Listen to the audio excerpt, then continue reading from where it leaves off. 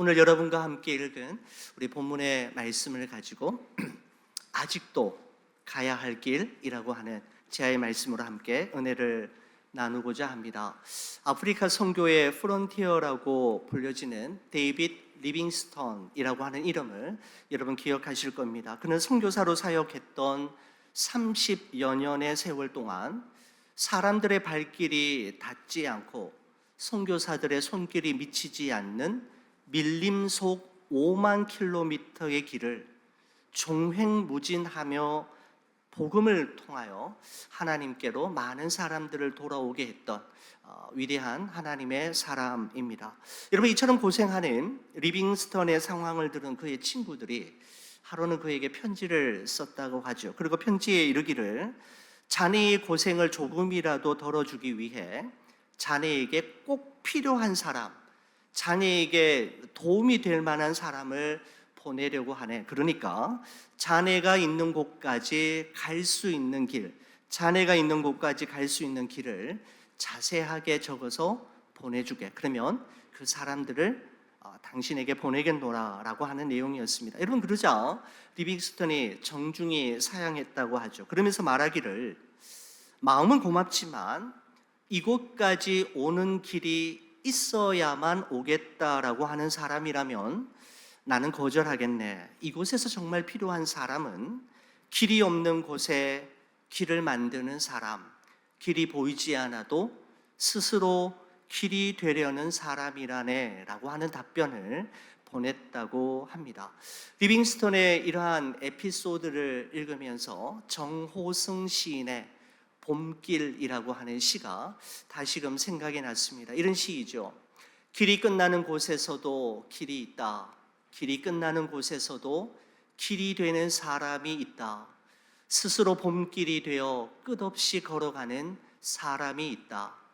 강물은 흐르다가 멈추고 새들은 날아가 돌아오지 않고 하늘과 땅 사이의 모든 꽃잎은 흩어져도 보라, 사랑이 끝나는 곳에서도 사랑으로 남아있는 사람이 있다. 스스로 사랑이 되어 한없이 봄길을 걸어가는 사람이 있다라고 하는 정호승 시인의 봄길이 떠올랐습니다. 여러분, 그렇습니다. 하나님께서는 그 시대마다 길이 끝나는 곳에서도 길이 되는 사람, 사랑이 끝나는 곳에서도 마지막 순간까지 사랑으로 남아있는 사람들을 통해 하나님 나라의 이야기들을 만들어 가셨고 땅끝까지 복음이 전해지게 하셨으며 주님의 교회와 성도들이 든든히 세워지게 하셨습니다. 여러분, 사도행전에서 우리가 만나게 되는 사도 바울의 삶 또한 그러한 삶이 아니었나 생각이 됩니다. 사도 바울 역시 길이 없는 곳에 새로운 길을 만들고 길이 끝나는 곳에서 스스로 길이 되어 많은 영혼들을 하나님께로 인도했던 대표적인 사람이 바로 사도 바울이라고 할 수가 있지요. 1차, 2차, 3차 선교 여행을 마치고 이제 드디어 본토 예루살렘으로 돌아오게 된 사도 바울은 사도행전 21장에서 26장까지 해서 모두 5번에 걸쳐서 신문과 재판을 받게 되는데 그 5번의 신문 받는 과정, 재판 받는 과정들을 보면서 한 가지 의미 있는 사실을 발견할 수 있습니다. 그것은 사도행전의 저자인 누가가 원래부터 의도한 것이었는지 의도하지 않은 것이었는지는 분명히 알 수 없지만 누가가 사도 바울의 예루살렘에서의 마지막 행적을 기록할 때 예수님의 예루살렘에서의 마지막 행적을 많이 따르고 있다라고 하는 점을 발견할 수가 있습니다. 여러분, 대표적인 것이 예수님께서 십자가를 지시기 전에 대제사장을 중심으로 한 산헤드린 공회에서 그리고 헤롯 왕과 본디오 빌라도에게 모두 5번의 재판을 받으셨는데 여러분, 사도 바울 역시 모두 5번의 신문과 재판을 받는 과정이 성경에 기록되어 있습니다. 여러분, 사도행전 22장에서는요 이 사도 바울이 천부장 글라우디오 루시아와 분노한 유대인들 앞에서 신문을 받는 기록이 있고요. 사도행전 23장에서는 유대인들의 최고 의사결정 기관인 산헤드린 공회에서, 그리고 24장에서는 로마 총독인 벨릭스 앞에서 신문을 받고, 25장에서는 후임 총독으로 임명된 로마 총독 베스도 앞에서, 그리고 26장에서는 분봉왕 헤롯 아그리빠 2세와 귀족들이 모인 자리에서 사도 바울은 5번의 신문과 재판을 받게 되는데, 바로 예수님이 그러하셨던 것을 우리는 기억하게 됩니다.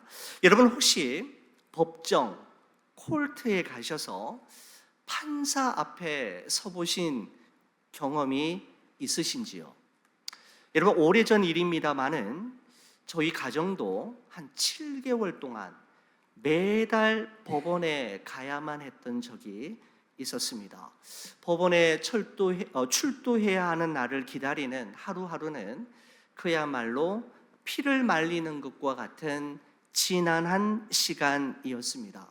하루 이틀 전에는 물도 마시기 어렵고 음식도 넘어가지 않고 잠을 못 자는 불면의 밤을 보내야만 했기 때문에 저는 사도행전 21장에서 26장까지 기록되어 있는 사도 바울이 최고 권력자들에 의해서 이리저리 끌려다니면서 신문과 재판을 받는 것이 얼마나 고통스럽고 피곤하고 낙심이 되는 일인지 저는 바울의 심정을 아주 조금이나마 이해할 수 있을 것 같습니다. 여러분, 그런데 사도 바울은 도대체 어떻게 그 힘들고 어려웠던 시간, 그 지난했던 시간들을 견뎌내고 버텨낼 수 있었을까요? 어떤 비결을 그는 가지고 있었던 걸까요? 오늘 여러분과 함께 읽은 사도행전 23장 11절 말씀은 다음과 같이 그 이야기를 우리에게 전해주고 있습니다. 여러분, 성경책 한번 보시겠습니까? 이렇게 기록합니다. 23장 11절입니다. 그날 밤에 주께서 바울의 곁에 서서 이르시되 담대하라, 네가 예루살렘에서 나의 일을 증언한 것 같이 로마에서도 증언하여야 하리라 라고 말씀하셨습니다.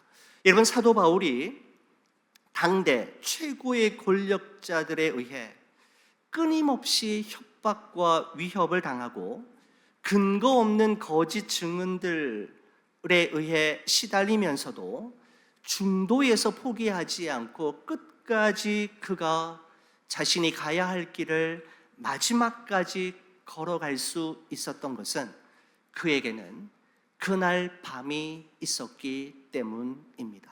그날 밤 말입니다. 여러분, 그렇다면 사도 바울에게 있어서 그날 밤은 어떤 의미를 가지고 있는 밤이었을까요? 전 2가지 의미를 가지고 있었다라고 오늘의 본문의 말씀을 보았는데, 여러분, 첫 번째 의미는 이것입니다. 그날 밤은 자신의 곁에 계시는 예수님을 확인하는 밤이었습니다. 여러분, 그렇습니다. 우리의 내적인 평안과 안식은 환경과 상황에서 주어지는 것이 아니라 주님께서 나와 함께 계심을, 그리고 주께서 내 곁에 계신 것을 확인할 때 주어지게 되는 것이지요. 여러분, 제가 참 좋아하는 찬송가 가운데 찬송가 447장 이 세상 끝날까지라고 하는 찬송가의 3절 가사를 보시면 이렇습니다. 저는 3절 가사가 참 좋은데요. 이렇습니다.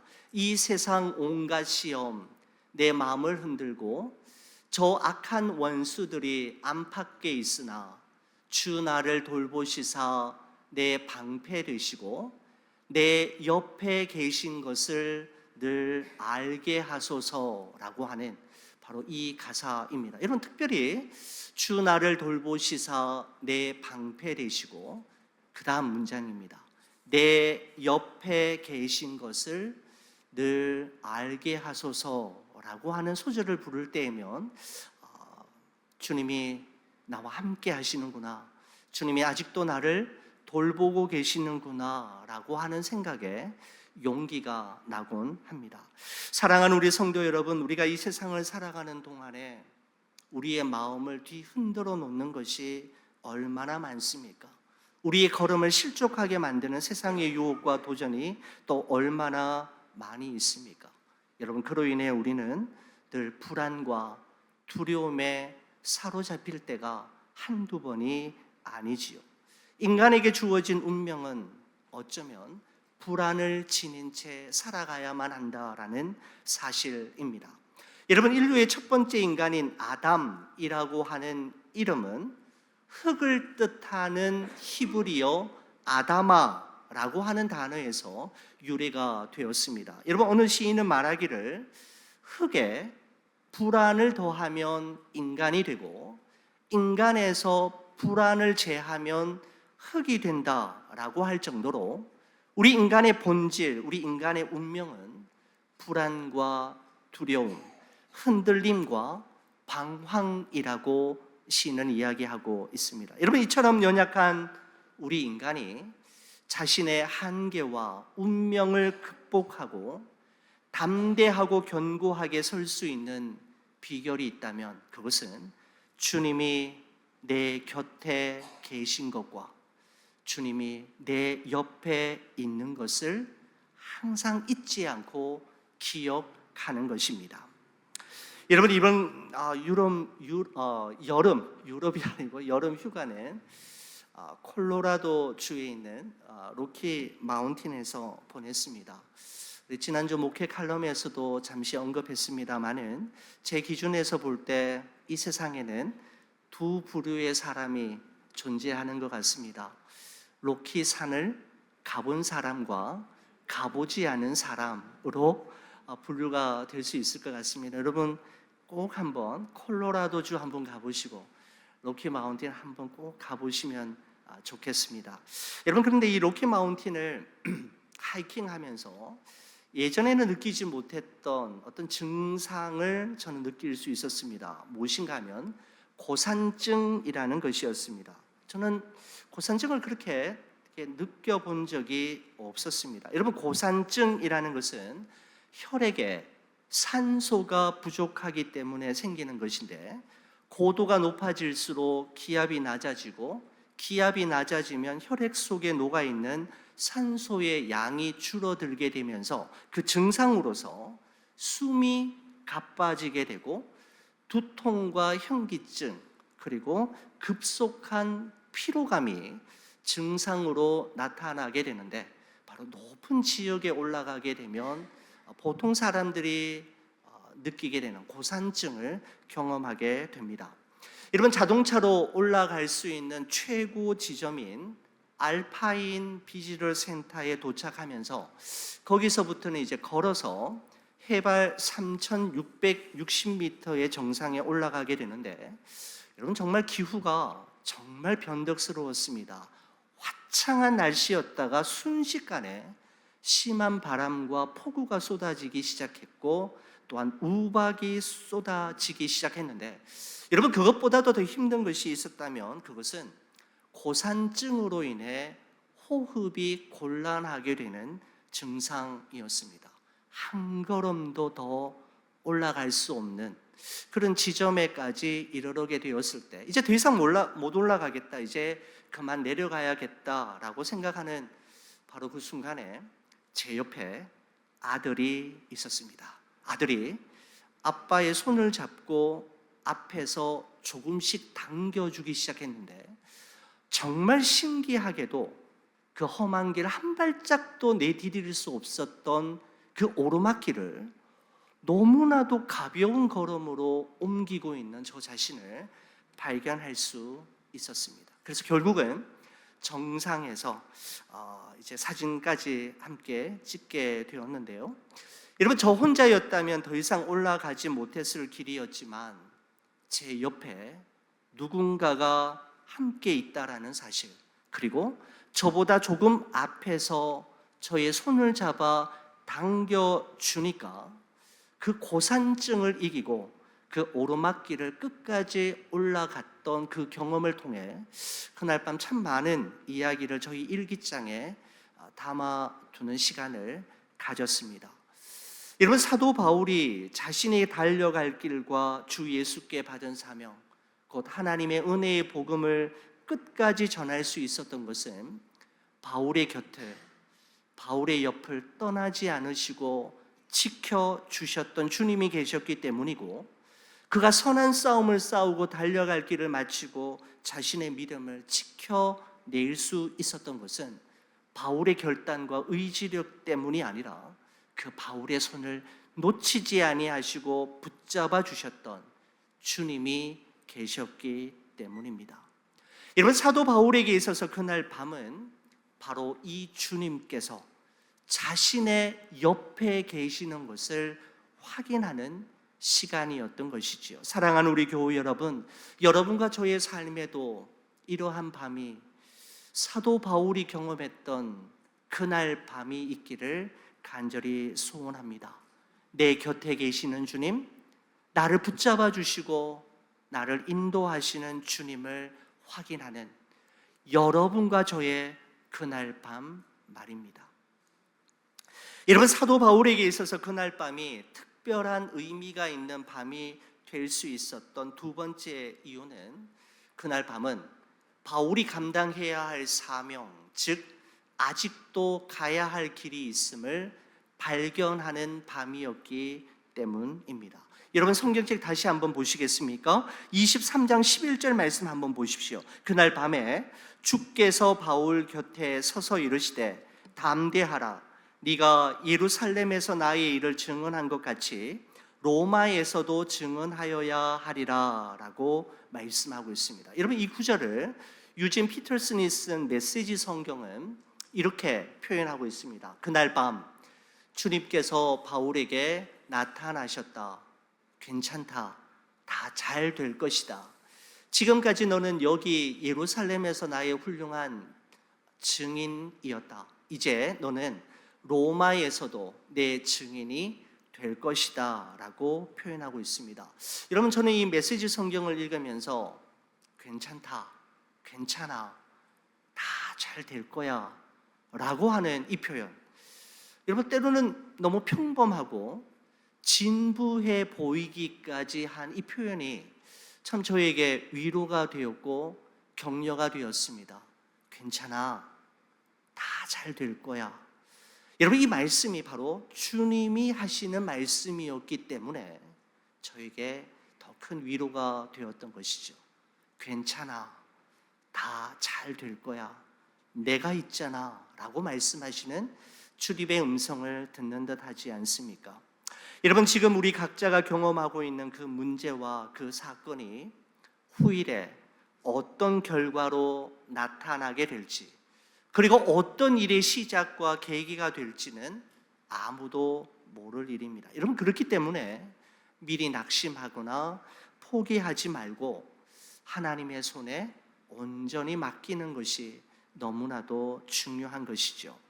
여러분, 사도 바울은 지난날 자신이 경험했던 모든 일들과 지금 그의 눈앞에서 펼쳐지고 있는, 진행 중에 있는 결박과 환난, 신문과 재판들이 결국은 하나님의 섭리와 경륜 안에서 모든 것이 합력하여 바울로 하여금 로마로 가는 길을 만들고 있다라는 사실을 깨닫게 되었던 것입니다. 사랑하는 우리 성도 여러분, 우리 하나님은 여러분과 제가 지금 경험하고 있는, 현재 진행형으로 내 삶 속에 일어나고 있는 모든 문제와 사건들, 그리고 슬픔과 아픔들을 낭비하지 않으시고 하나님의 크신 뜻을 이루시는 도구와 재료로 사용하신다는 사실을 여러분 꼭 기억하실 수 있기 바랍니다. 오클라호마 주에서 라이프라고 하는 교회를 목회하시는 크레이그 그로셀 목사님이 쓴 Think Ahead, 미리 결정하라 라고 하는 책에 보면 이런 문장이 눈에 띕니다. 우리가 살아있다는 뜻은 우리를 향한 하나님의 계획이 아직 끝나지 않았다는 뜻입니다 라고 하는 문장을 보면서 제게 참 큰 힘이 되었습니다. 다시 한번 보십시오. 우리가 살아있다라는 뜻은, 우리가 아직 살아있다라는 뜻은 우리를 향한 하나님의 계획이 아직 끝나지 않았다라는 것을 의미한다라는 것이죠. 여러분, 그렇습니다.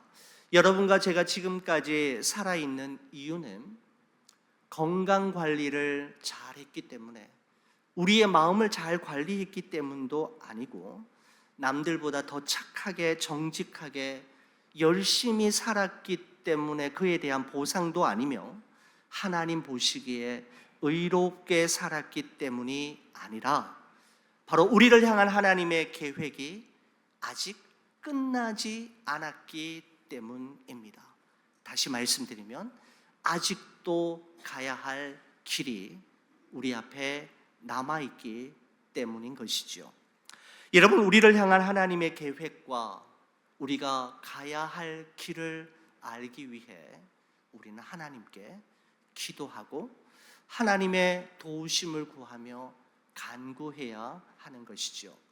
이번 여름 휴가를 가면서 저희 배낭 속에 2권의 책을 가지고 갔습니다. 매일 아침마다 큐티하고 책을 읽고 우리 성도님들 위해서 기도하며 하루의 일과를 시작했을 때 제가 읽었던 책 가운데에서 서울 온누리교회를 목회하시는 이재훈 목사님이 기도와 관련해서 자신의 어린 시절에 있었던 에피소드를 기록한 대목을 발견할 수 있었습니다. 여러분, 이재훈 목사님이 어린 시절 주일학교에 다닐 때 주일학교 선생님이 성경 말씀을 가르쳐 주시는데 이런 말씀을 하셨다라는 것이죠.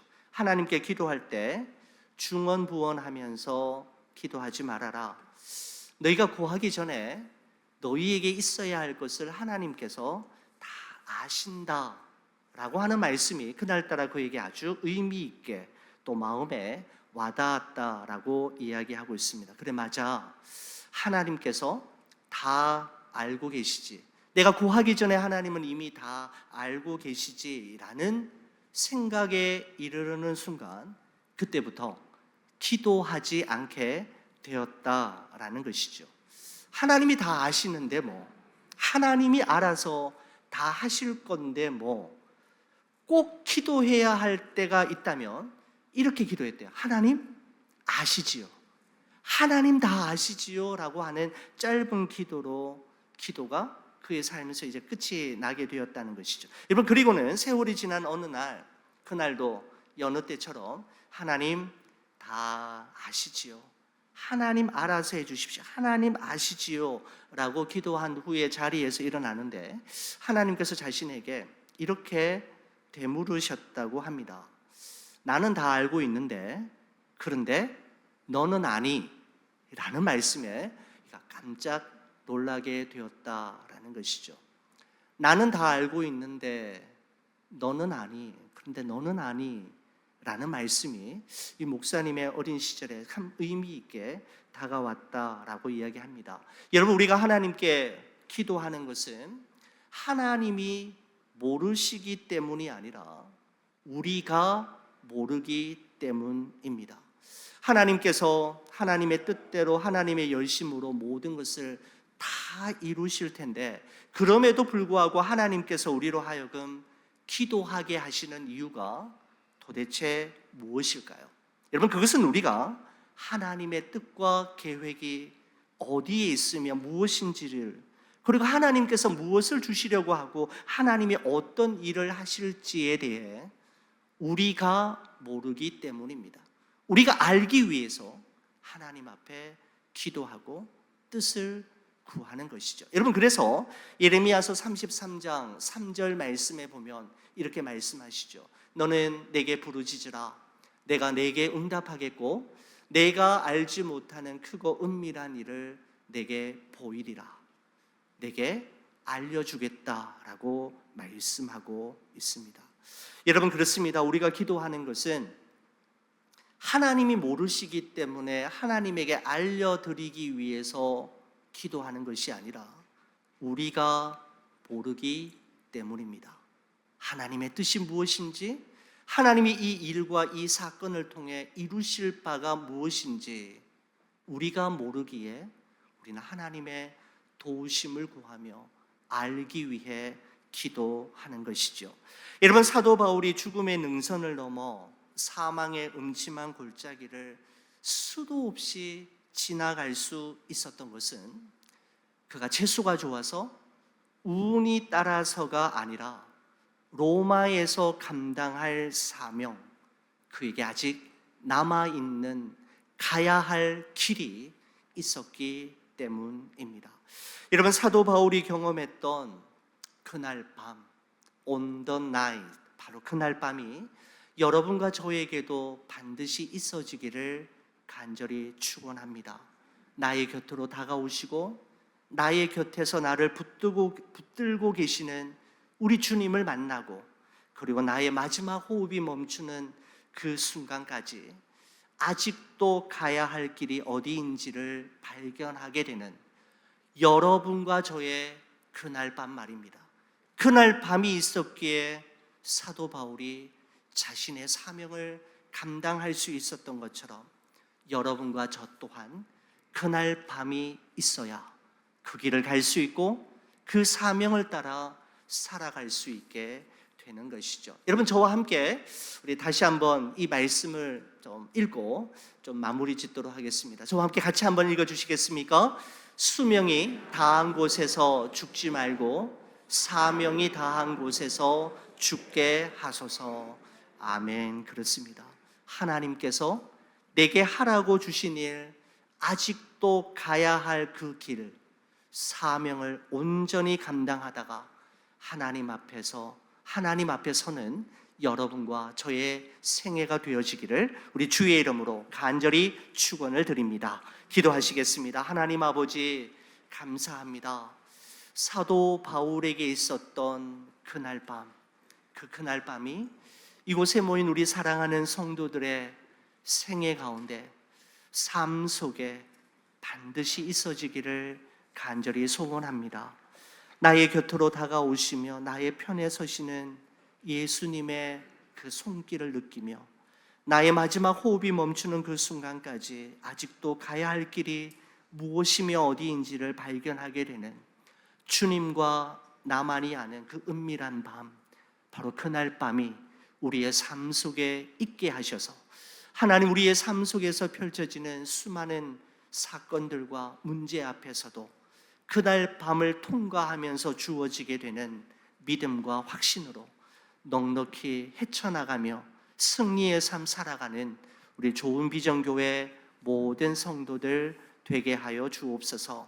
수명이 다한 곳에서 죽지 않게 하시고 사명이 다한 그곳에서 주님 만날 수 있도록 우리의 삶을 주관하시고 인도하여 주시옵소서. 주님의 은혜와 사랑에 감사드리며 예수 그리스도의 이름으로 기도 올리옵나이다. 아멘. 우리 모두